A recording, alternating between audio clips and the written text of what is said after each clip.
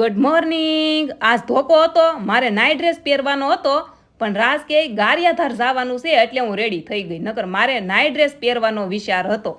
રસ્તામાં કાકાની વાડી આવીને તો આટો તો મારવો જ પડે. અહીંયા જો બધા ભેગા થઈ ગયા, બધાને ગારિયાધાર જવાનું છે.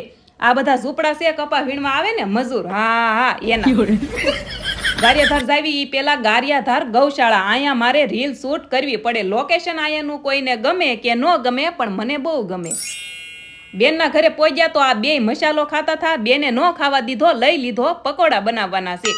મારી બેન પાછી એમ કે આ બે ખૂટિયા જેવા છે, કાંઈ રેવા દેતા નથી. આ મારી મોટી બેન છે, મને બહુ ગમે આના ઘરે.